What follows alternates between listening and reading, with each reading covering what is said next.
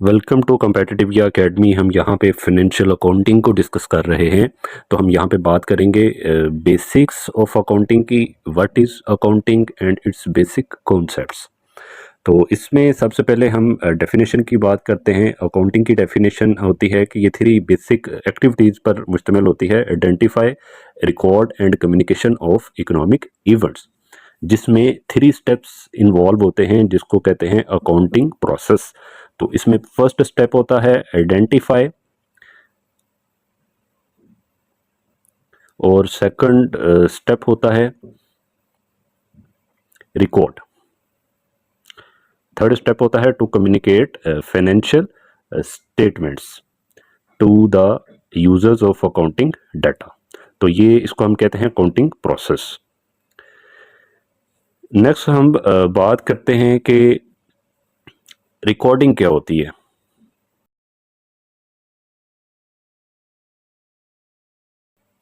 तो रिकॉर्डिंग कहा जाता है a systematic chronological diary of events, ठीक है, जिसको हम रिकॉर्डिंग भी कहते हैं।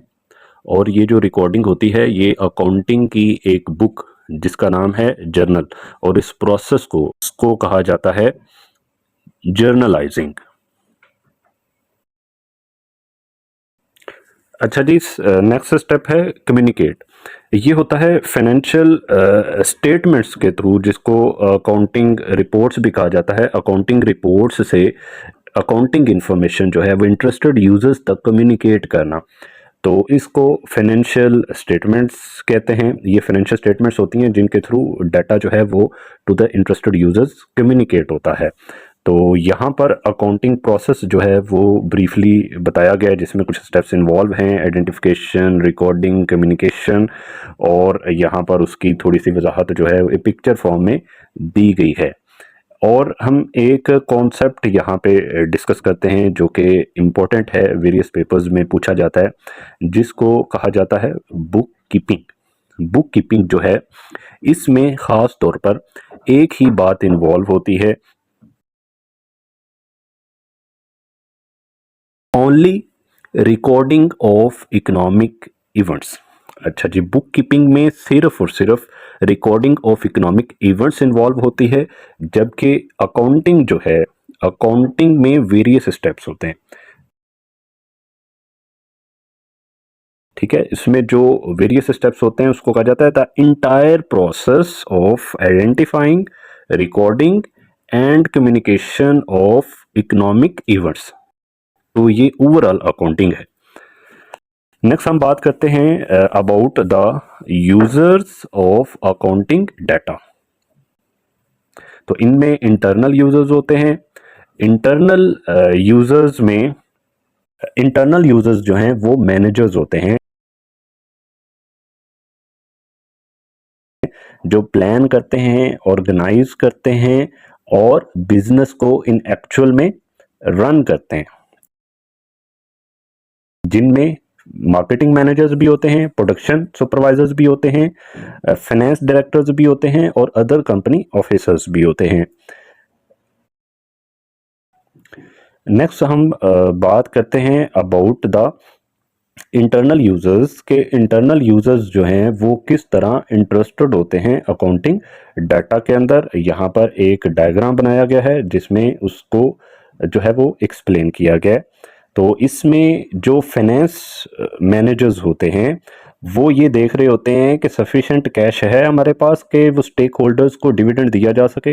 मार्केटिंग जो है वो ये देख रहे होते हैं कि क्या प्राइस रखनी चाहिए अपनी प्रोडक्ट की। और ह्यूमन रिसोर्स मैनेजमेंट वाले देख रहे होते हैं कि हम एम्प्लॉइज को जो है वो क्या ऑफर कर सकते हैं। और मैनेजमेंट जो है वो ओवरऑल देख रही होती है कि हम अपनी प्रोडक्ट लाइन को मोस्ट प्रॉफिटेबल कैसे बना सकते हैं।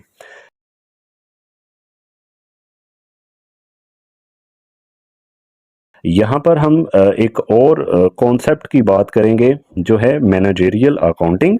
मैनेजेरियल अकाउंटिंग क्या होती है? ये इंटरनल रिपोर्ट्स प्रोवाइड करती है जो कि इंटरनल यूजर्स को हेल्प करती है to make their decisions about their business और कंपनी। तो जो मैनेजरियल अकाउंटिंग होती है उसका स्कोप जो है वो लिमिटेड होता है देन फाइनेंशियल अकाउंटिंग, क्योंकि ये सिर्फ और सिर्फ इंटरनल यूजर्स को ही इंफॉर्मेशन प्रोवाइड करती है।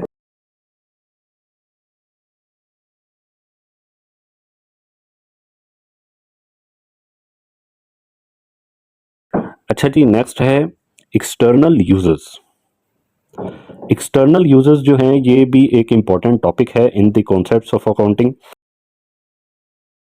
अकाउंटिंग इंफॉर्मेशन जो है वो कुछ इंडिविजुअल्स और ऑर्गेनाइजेशंस को from outside of the company भी रिक्वायर्ड होता है, जो कि financial information about the company उसमें इंटरेस्टेड होते हैं। ठीक है, और इनमें जो मोस्ट कॉमन है वो दो तरह के यूजर्स हैं। इनमें एक होते हैं इन्वेस्टर्स और सेकंड हैं क्रेडिटर्स।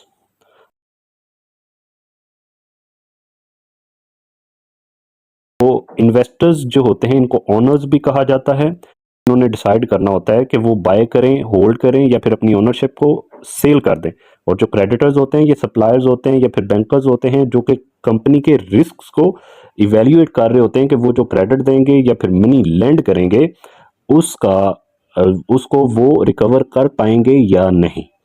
तो नीचे एक डायग्राम बनाया गया है इस हवाले से कि जो एक्सटर्नल यूजर्स होते हैं वो किस तरह जो है वो सोच रहे होते हैं अबाउट अकाउंटिंग इंफॉर्मेशन जो वो ले रहे होते हैं।